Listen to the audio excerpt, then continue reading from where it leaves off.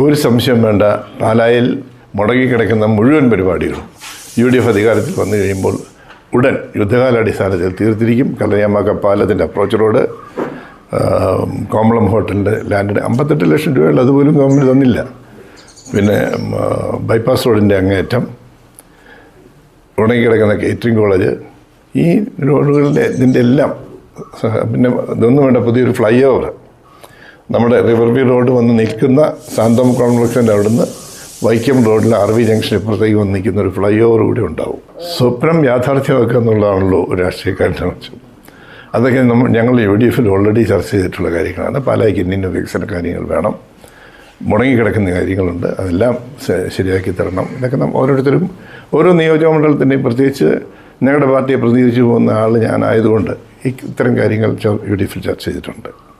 പിന്നെ ഇവിടെ ഒരു ഫുഡ് പാർക്കും കോൾഡ് സ്റ്റോറേജും. കർഷകൻ്റെ കാർഷിക വിളകൾക്ക് ന്യായമായ വില കിട്ടണം. ഇന്നിനി റബ്ബറിനെ ഡിപ്പെൻഡ് ചെയ്ത് നോക്കിയിട്ട് കാര്യമില്ല. 400 രൂപ റബ്ബറിന് കിട്ടിയാലും റബ്ബർ മുതലാകില്ല. കാരണം ഒന്നാമത് ടാപ്പ് ചെയ്യാൻ ആളെ കിട്ടാനില്ല. അതിൻ്റെ ചിലവും കൂടെ കാൽക്കുലേറ്റ് ചെയ്യുമ്പോഴത്തേനും ഇപ്പോൾ തുരിശെടിയൊന്നും ഇല്ലാതെ ഇങ്ങനെ വീട്ടിൽ നിന്ന് വട്ടത്തിൽ വെട്ടിയെടുക്കുന്നു എന്നുള്ളതല്ലാതെ റബ്ബറിന് പ്രോപ്പറായിട്ടുള്ള വളം അങ്ങോട്ട് ഇട്ട് കൊടുക്കണം, തുരിശടിക്കണം.